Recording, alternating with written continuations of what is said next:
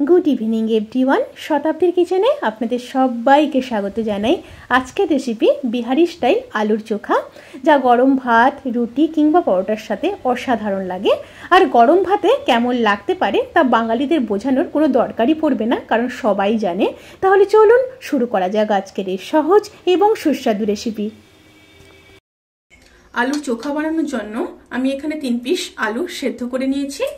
আলুগুলোকে একটা ম্যাশারের সাহায্যে ম্যাশ করে নেব।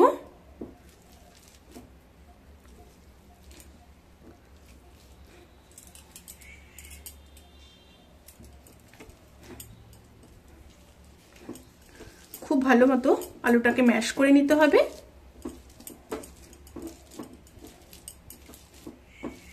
আলুগুলোকে খুব সুন্দরভাবে ম্যাশ করে নিয়েছি। এবার মূল রান্নায় ফেরা যাক। এবার কড়াইতে সর্ষের তেল দিয়ে দেব। এবার দিয়ে দেব 2টো শুকনো লঙ্কা, হাফ চামচ গোটা জিরে, একটু নেড়ে নেব। তেল থেকে যখন সুন্দর একটা স্মেল আসতে শুরু করবে, সেই সময় দিয়ে দেব কেটে রাখা 3টা মিডিয়াম সাইজের পেঁয়াজ। পেঁয়াজ দিয়ে একটু নেড়ে নেব। এবার দিয়ে দেবো কুচিয়ে রাখা 10-12 কোয়া রসুন, 1 ইঞ্চ মতো কুচিয়ে রাখা আদা, সাথে দিয়ে দেবো 3টা কুচিয়ে নেওয়া কাঁচা লঙ্কা। এবার সমস্ত উপকরণগুলোকে হালকা ভেজে নেব। এবার দিয়ে দেবো কেটে রাখা একটা বড় সাইজের টমেটো, সাথে দিয়ে দেবো পরিমাণ মতো লবণ, দিয়ে আবারও 1 থেকে 1.5 মিনিট খুব ভালো মতো কষিয়ে নেব। 1 থেকে 1.5 মিনিট পরে ফিরে আসছি। সমস্ত উপকরণ যখন খুব ভালো মতো ভাজা ভাজা হয়ে আসবে, সেই সময় মেখে রাখা আলু দিয়ে দেব।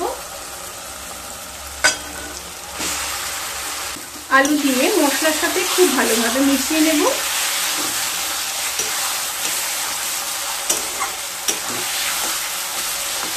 এই সময় স্টিমটা মিডিয়াম টু হাইতে থাকবে।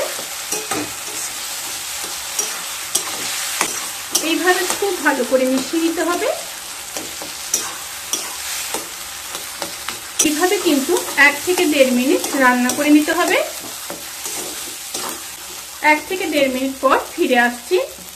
রান্না যখন প্রায় শেষ হয়ে আসবে, সেই সময় বেশ কিছুটা ধনেপাতা দিয়ে দেব। ধনেপাতা দিয়ে আবারও খুব ভালো করে মিশিয়ে নেব।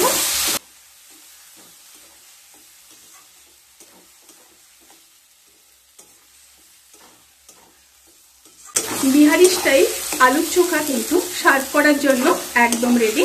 এবার গ্যাসের ফ্লেমটাকে অফ করে দেব। অফ করে দিয়ে গরম ভাতের সাথে গরম গরম সার্ভ করব। রেসিপিটি কেমন লাগলো প্লিজ কমেন্ট করে জানাতে কিন্তু ভুলবেন না। যদি ভালো লেগে থাকে তাহলে সাবস্ক্রাইব করে পাশে থাকা বেল আইকন প্রেস করে নোটিফিকেশান অল করে রাখবেন। তাতে করে আমি যত রেসিপি দেব সমস্ত লিঙ্ক আপনাদের কাছে পৌঁছে যাবে। আপনারা সবাই ভালো থাকবেন, সুস্থ থাকবেন, সাবধানে থাকবেন। আজকের মতো এই পর্যন্ত। পরের ভিডিওর জন্য অপেক্ষা করুন। টাটা।